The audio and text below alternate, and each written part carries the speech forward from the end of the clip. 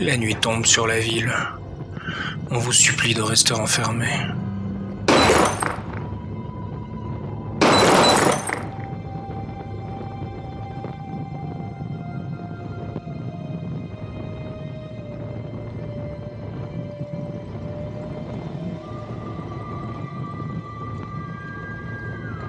Le Nigeria est numéro 15.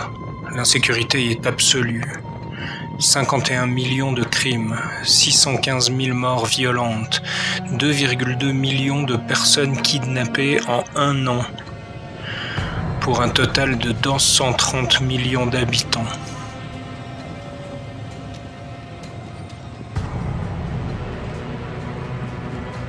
Ce sont des chiffres et pourtant, j'y suis passé seul, sans montrer des dents.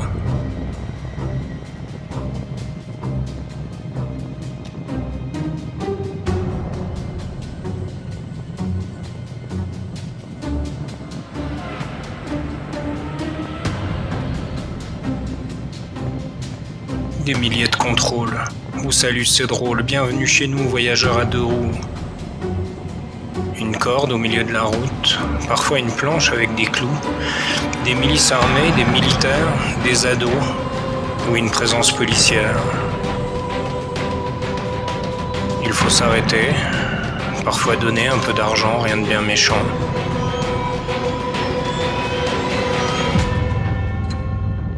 Une overlander est passée, elle a tout filmé. Les policiers corrompus, exposés à la télé, fesses nues. Depuis, ils ont changé. Ils accueillent avec loyauté, expriment quelques joyeusetés, et puis vous laissent passer. Et puis la nuit tombe sur la ville. On vous supplie de rester enfermé. Êtes-vous fou ou trop mou ? Est-ce lui, votre hôte aigri ?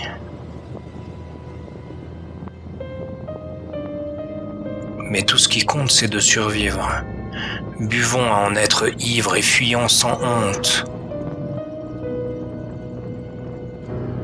Au nord, les terroristes, au sud, les indépendantistes, au centre, une autoroute et votre vitesse, un truc de ouf.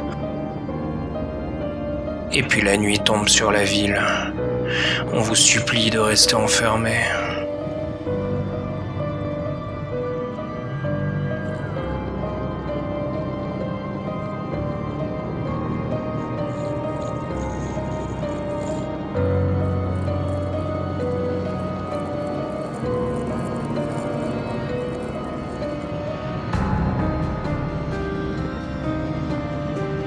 Vous arrivez de l'autre côté du pays, un poil affaibli.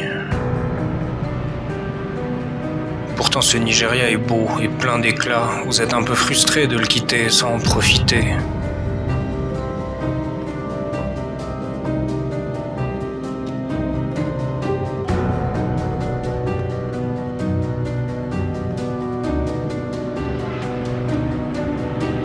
Vous avez eu peur. Sensation spéciale, pas vraiment idéale. Seul et simple visiteur.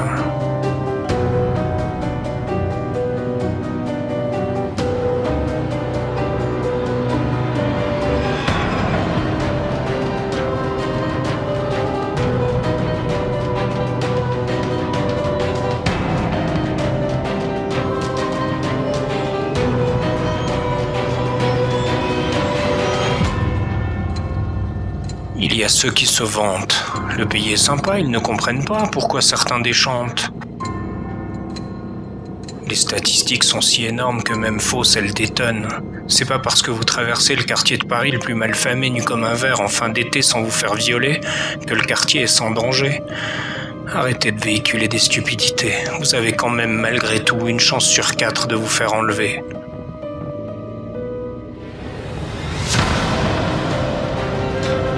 Et puis la nuit tombe sur la ville. Au revoir, à jamais. CQFD.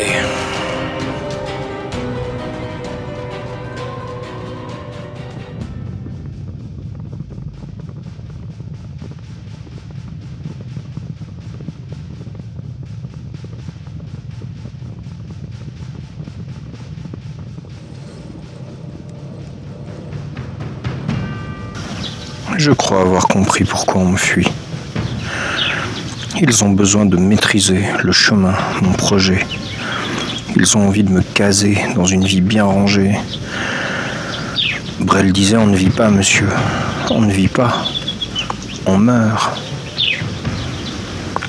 Ils cèdent, ils s'unissent, ils gênent, ils punissent, ils crient, ils radotent, chuchotent, m'escamotent. Elle les insupporte, ma liberté. La liberté de se présenter sans avocat à mon procès. Le juge reprochera « Ça ne se fait pas, monsieur, pas comme ça. On paye. » La liberté de partir loin en moto solo au pays des félins, les simplets, grosso modo. On ne part pas, monsieur. On ne part pas. On se bat. La liberté de s'en aller, de tout abandonner, même ses biens, les proches pensent. On ne devrait pas, monsieur. Pas si grave que ça. On reste.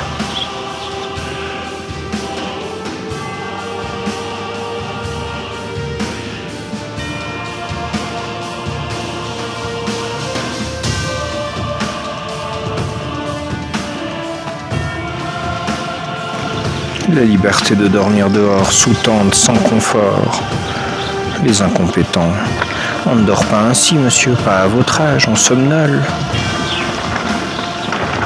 La liberté de ne pas être salarié, d'aider son prochain contre un bout de pain. Les capitalistes mauvais. Ce n'est pas une vie, monsieur, pas vraiment admis. En principe, on participe. La liberté de vous envoyer chier, de boire mon café et de me baigner dans l'océan, de profiter de l'éternel été tous les jours, changer de maison, souvent, manger au restaurant, de ne plus penser aux gens mauvais, de penser mes blessures, me nourrir de ce qui vous effraie, de dire « je m'aimerai et je vous hais », d'apprécier votre banale stupidité en vous jetant de plein fouet une idée, un concept que vous ignorez.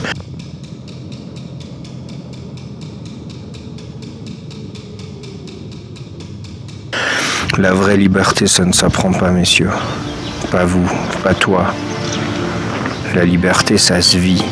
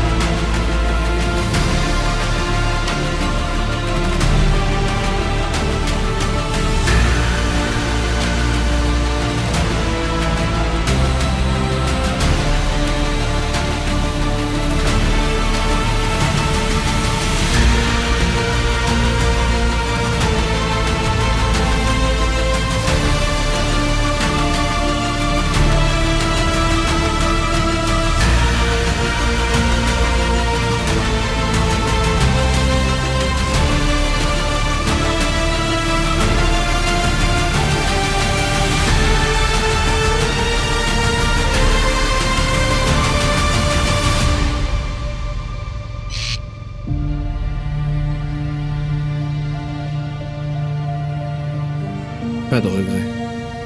Jamais. Et ce malgré les choix mauvais.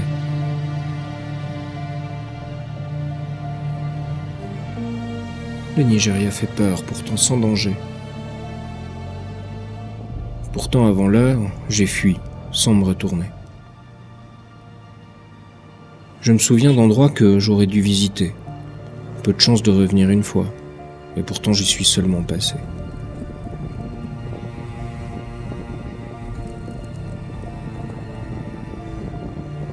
Faire un road trip en pays connu, c'est facile.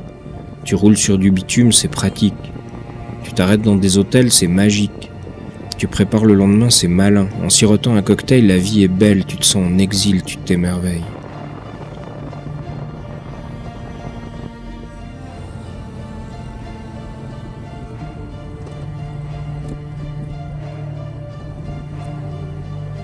Mais c'est lorsque tu commences le voyage que tu apprends qu'être sage n'est que le moindre de tes soucis, il faut absolument te faire petit.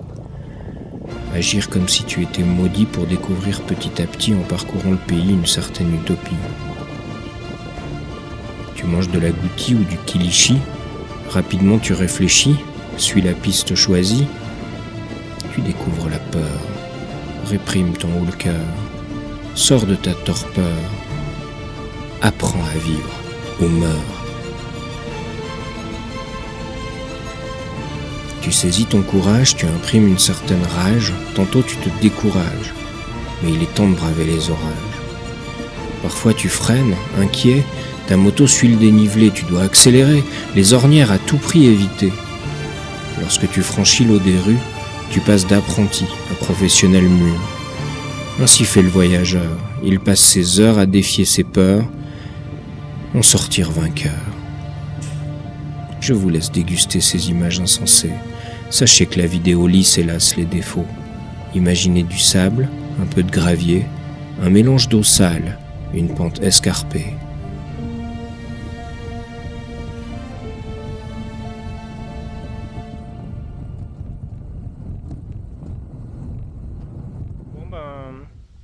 Le Cameroun, ça se mérite. Au mois de juin l'année dernière, quand je préparais le voyage, en voyant une vidéo de Lolo Cochet et de la vadrouille, je m'étais dit qu'il fallait absolument que je m'inscrive à un cours off-road tellement j'avais eu peur. Bah, c'est maintenant, c'est là, t'as voulu. Bon, on y va, on va voir si le cours il sert à quelque chose.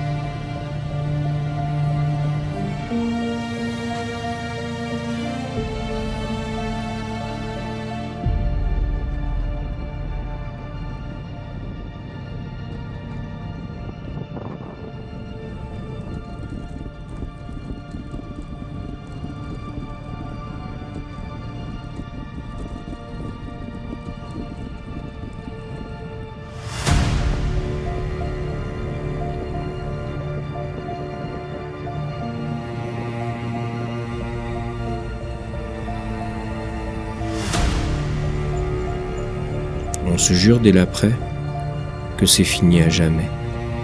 Et puis on s'en souvient avec une once de fierté. Ne jamais dire jamais, mais apprendre, flatter qu'on y est passé, ne nourrir aucun regret. Jamais.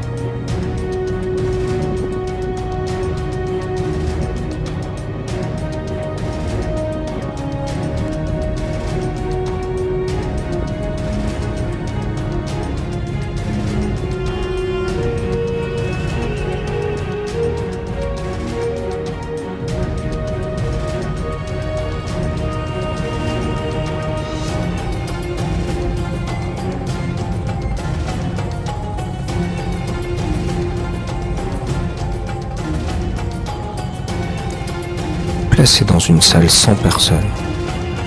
Il y a 8 Européens, il y a 4 Américains et 2 Japonais. Il y a 18 Chinois, 17 Indiens, 4 Indonésiens et 3 Pakistanais. Il y a 3 Brésiliens, 3 Nigériens, 2 Russes, 2 Bangladais, 2 Mexicains, 2 Éthiopiens, un Philippin, un Égyptien, un Vietnamien, un Congolais, un Iranien et un Turc, et quelques autres venus d'ailleurs. Il y a 14 personnes qui espèrent la démocratie, vivent la monogamie, vénèrent le libéralisme et croient au travail et à l'économie. Ils ont inventé la colonisation il y a longtemps, mais l'ont poursuivi en prônant la globalisation.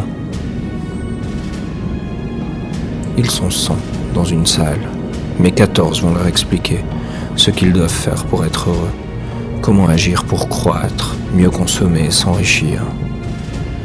Ils vont leur dire comment sauver la planète, protéger la faune, profiter de la flore. Ils vont leur parler bienveillance, tolérance et acceptation de l'autre.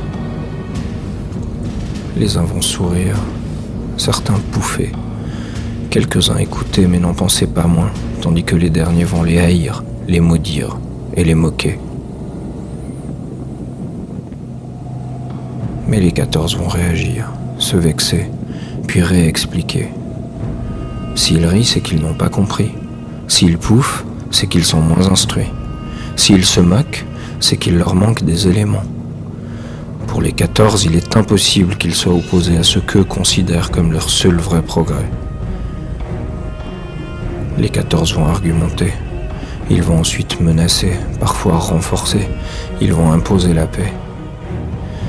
Car quand tu es seulement 14 au milieu de 100, pour te faire respecter, il n'existe d'autre moyen que d'agresser le premier. Il n'y a pas d'autre issue que de protéger ce qu'on est jusqu'à ce que ce soit la fin, et que ceux qui ont vraiment faim viennent par faire ton déclin sans t'y attendre, en gesticulant en vain.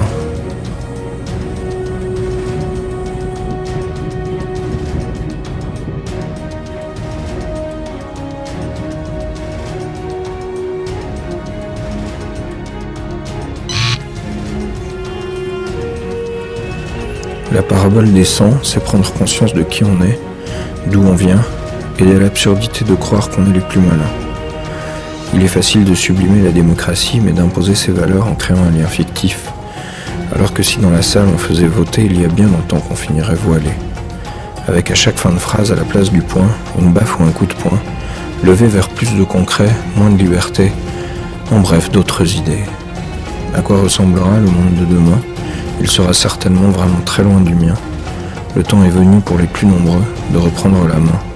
Malheur aux valeureux.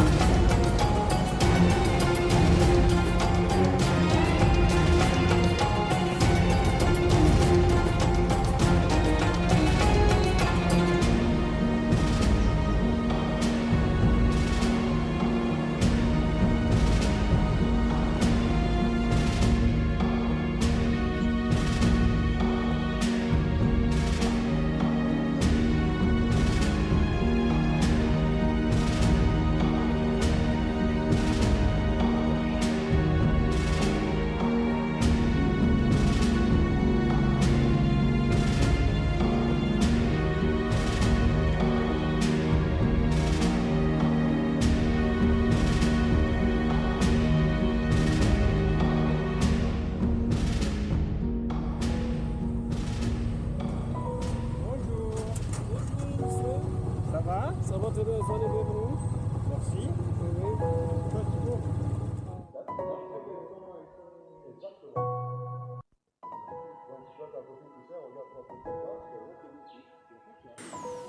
Il y a d'abord l'appréhension de rencontrer l'étranger. On s'y prépare cependant, sans trop s'interroger. Quelques pas avant, on se demande comment, ça sera en y passant, en y pénétrant. Un premier indice est donné par le consulat, petite enclave propice à délivrer le sésame. On y sent l'âme du prochain pays, puis la douane, un contact imprécis. On pénètre les terres, on sent les odeurs des saluts solitaires de quelques baroudeurs, et puis on s'arrête. On rencontre, on interprète, on raconte. D'abord inconnu, on devient client, puis ami bienvenu, enfin intime brillant.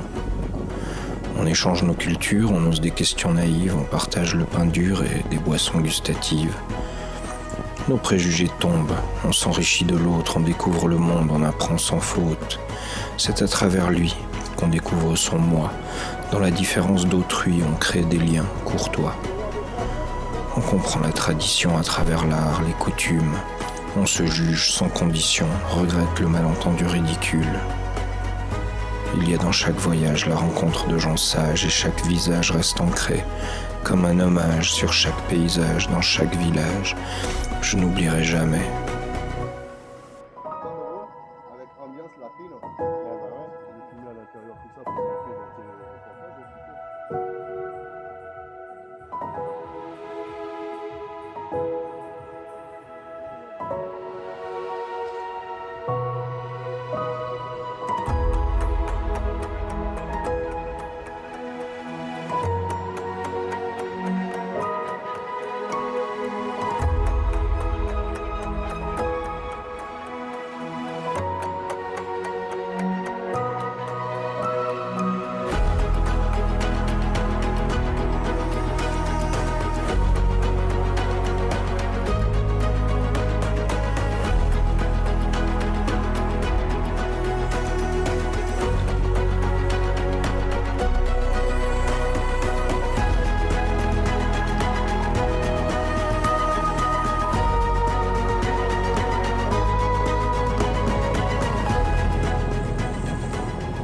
Au moment du départ, tu souris plein d'espoir.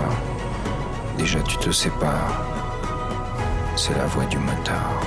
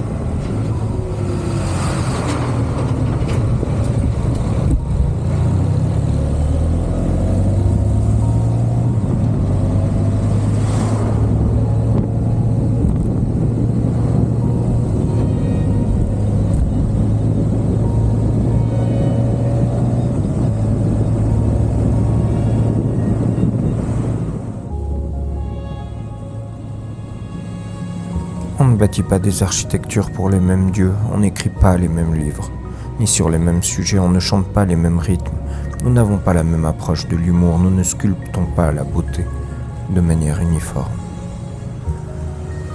Toujours lancé à la recherche de valeurs universelles, je me suis perdu dans l'art et la culture des 22 pays traversés. Et si la beauté n'est pas la même, si l'esthétique est différente de tout temps, les peuples ont rédigé, sculpté, raconté, chanté et dansé. Ce n'est pas le colonialisme qui a créé cet engouement pour le non-essentiel. Cette force fut plus grande que l'humanité elle-même. Ils ont voulu témoigner, crier leur amour aux autres ou simplement partager en se transcendant.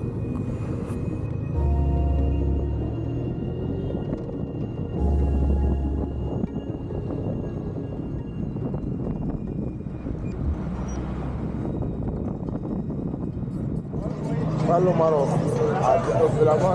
Donc c'est obligé que tu traverses le Sahara. Hein? Pour arriver au Cameroun, ça va là.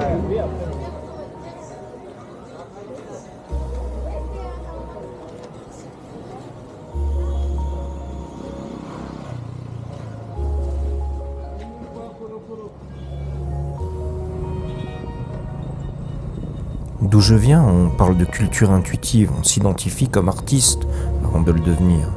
On part du principe qu'à force de le dire, cela deviendra vrai. Ceci n'est pas un texte engagé, il est seulement craché. J'aimerais bien voir la tête de mes compatriotes lorsque sur la table d'opération leur médecin leur dit qu'ils pratiquent une médecine intuitive, qu'ils s'identifient depuis toujours comme médecin, que c'est profondément ancré en lui, que ce n'est pas qu'il le souhaite très fort, mais cette identité en tant que médecin est si puissante qu'il ne peut pas faire autrement que de la pratiquer. Une valeur est certaine, c'est que plus vous êtes riche, plus les artistes mauvais prolifèrent. Ils agissent en bande, les plus mauvais faisant l'éloge de l'autre, car l'union fait la force, n'est-ce pas ? Dans les pays où la pauvreté est perçue comme une fatalité, il est nécessaire de rêver, de trouver du beau dans ce qu'il y a de plus austère. Ils n'apprennent pas, ils font. Ils ne sont pas intuitifs, ils sont dieux. Ils créent pour exprimer la parole de l'invisible. Ils ne justifient pas, ils n'expliquent pas. Ils prêtent leur corps et leur technique à l'invisible qui s'exprime au travers d'eux. Ils vous donnent un aperçu, une photo d'un moment ou l'émotion d'un instant. Charge à vous d'en comprendre le sens pour autant qu'il y en ait un.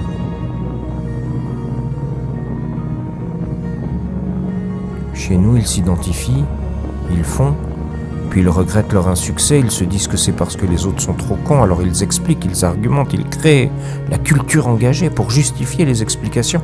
Mais à la fin, on sait tous qu'ils seront oubliés, c'est tant mieux. Lorsque tu as besoin d'expliquer, il est déjà trop tard.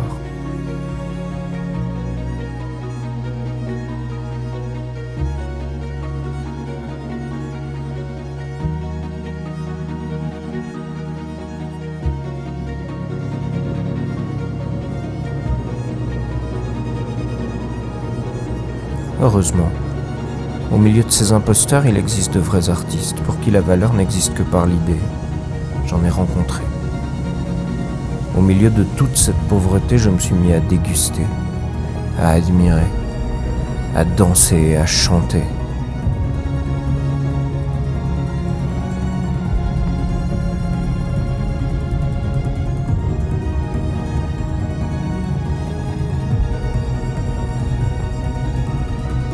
Il est temps de s'appauvrir pour s'enrichir en se délestant des pires.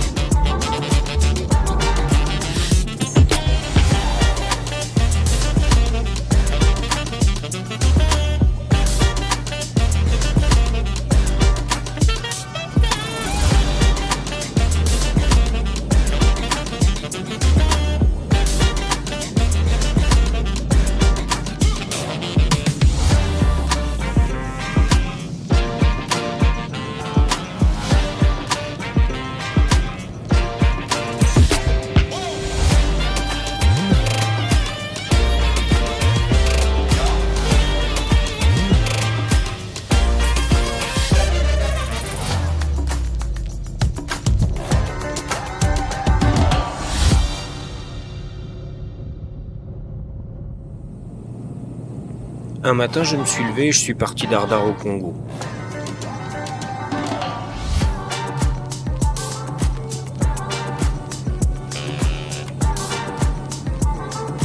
Je me suis retrouvé Tintin. Il n'y avait plus de haddock, alors j'ai mangé du singe, mais proprement, sans faire de grimace.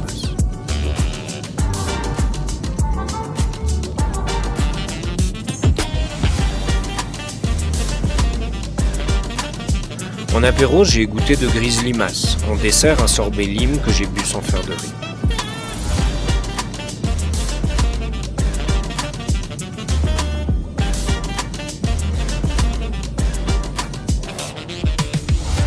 J'ai voulu voir Brassens, alors Otzala, j'ai garé Lily sans crier gare aux gorilles.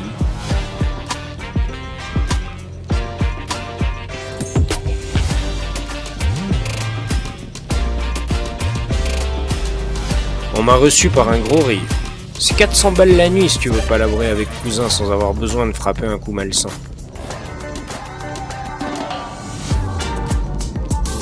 J'ai pris un malin plaisir à faire un doigt d'honneur au donneur malsain de leçons. Sale con.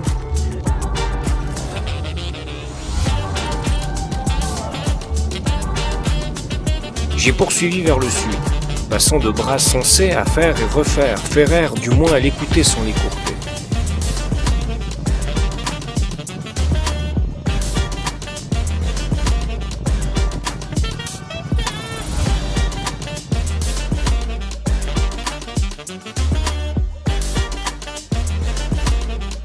passé l'équateur où les quoi et les peurs sont restés anthropiques, sans trop de pics, et sans trop d'hospices entre les tropiques.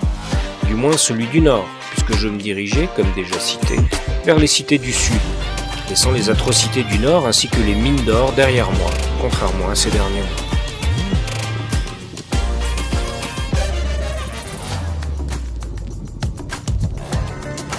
Fini les émois, je me dirige moi vers plus d'émeux et moins d'émeutes. Pourvu que l'autre russe n'agresse pas l'autre ruche, ni l'autruche, je tiens à voir quelques animaux pour mon anniversaire lobito. S'il faut se lever tôt, je prendrai de l'eau sans faire de vieux os.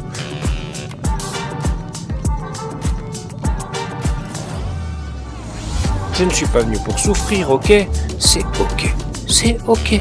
Je suis en tempête émotionnelle en temps où je pète putain de singe. Jouer de la citronnelle.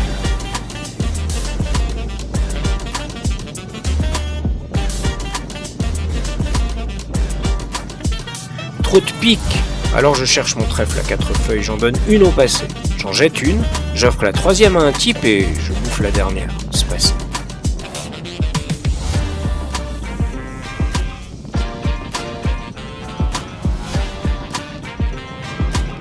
J'avais pas le cœur à manger du tournesol, alors je quitte la rive pour passer du pont santé plutôt qu'avec des idées.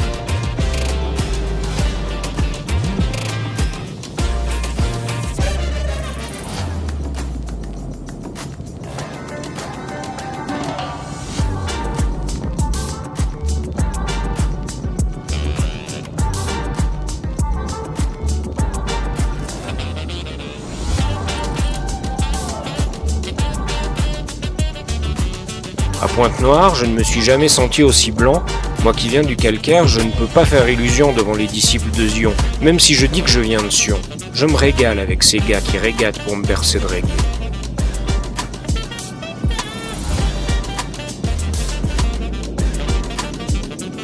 En gros là, il me faut quitter les bacons. Au revoir les gros lards, et go en Angola.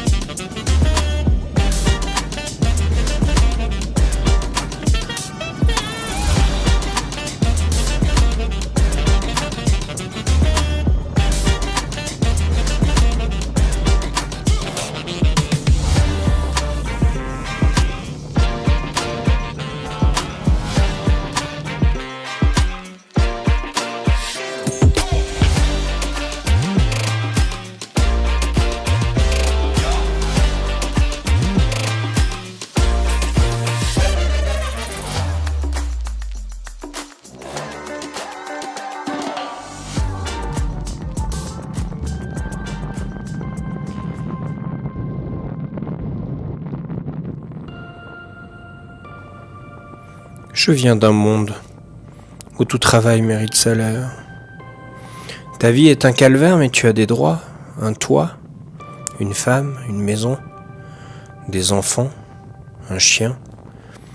Tu n'as pas peur de sortir de chez toi, ton compte en banque est fourni.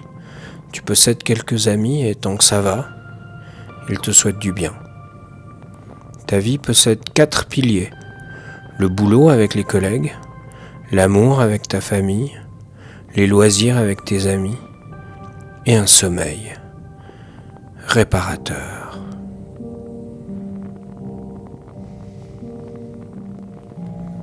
Je suis parti.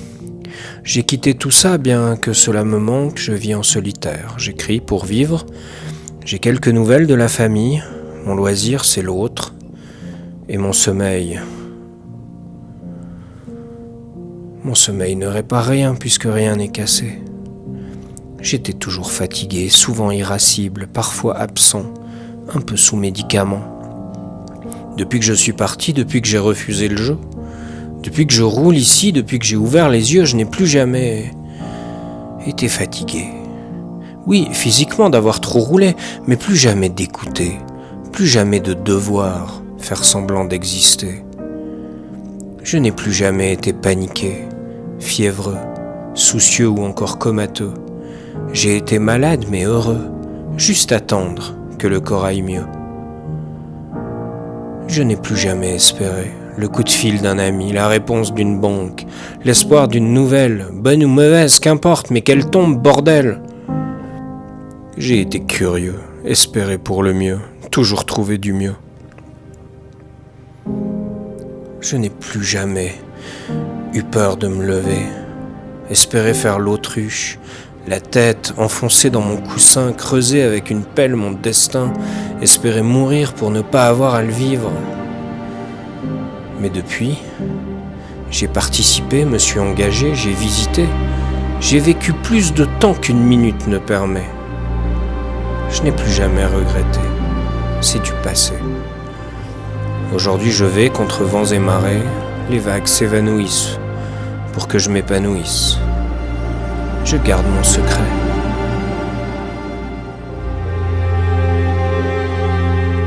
Les gens disent tu es courageux. Tu as de l'argent, tu parcours le monde tandis que je me tue à essayer de vivre. Il faut bien du courage pour rester dans ce mensonge. Si tu ne le fais pas, ce n'est pas par manque de moyens, mais parce qu'on t'a dit que c'est pas ça la vie.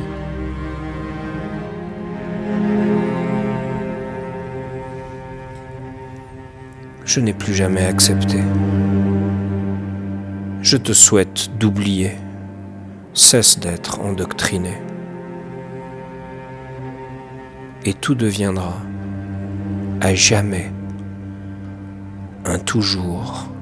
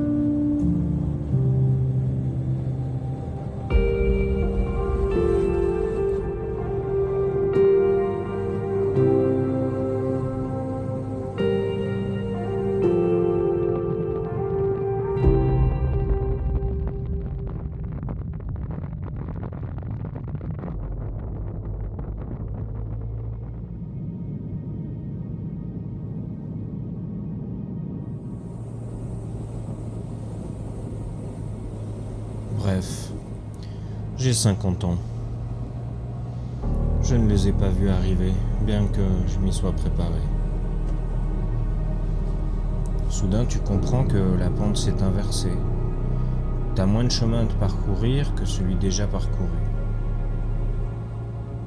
Comme lorsque tu montes une crête pour atteindre la cabane, que ton prochain pas t'amènera dans la descente, alors tu profites de cette longue nuit pour manger une fondue et boire des verres, fier d'être monté si haut, résigné de savoir qu'il va falloir redescendre.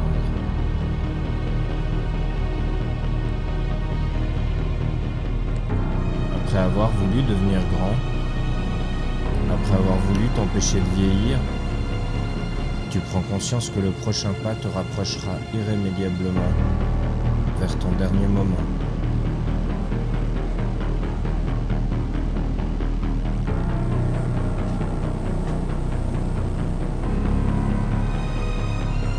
Jusque-là, tu te disais, je deviens plus fort, plus souple, plus beau, plus sage, je progresse.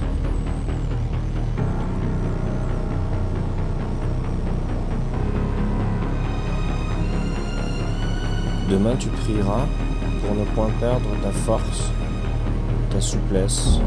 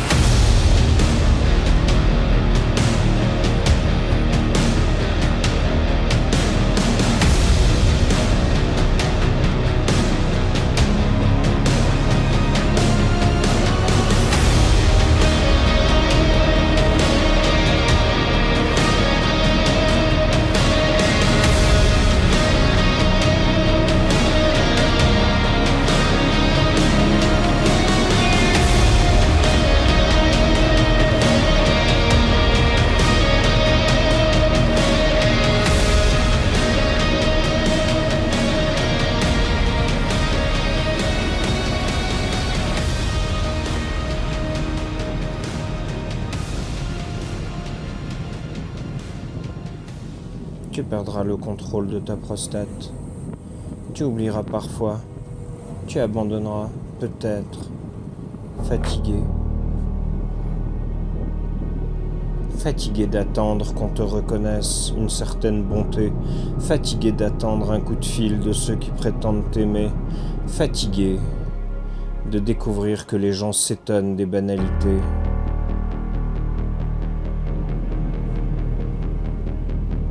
Fatigué de la compétitivité des hommes, ceux qui te soutiennent sans jamais liker ni partager, ceux qui expliquent dans ton dos que tu es fini, dépassé, arrangé.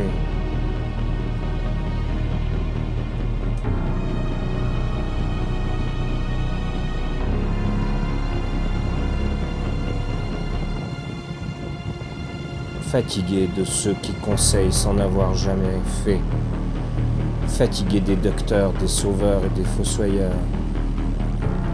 Tu es coupable d'avoir été précurseur.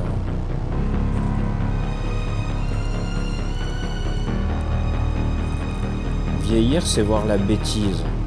Mais au lieu de la combattre, de la repousser, au lieu d'éduquer, tu acceptes de te noyer. Fini de se battre. Fini de débattre. Tu acceptes de devenir spectateur de cette laideur.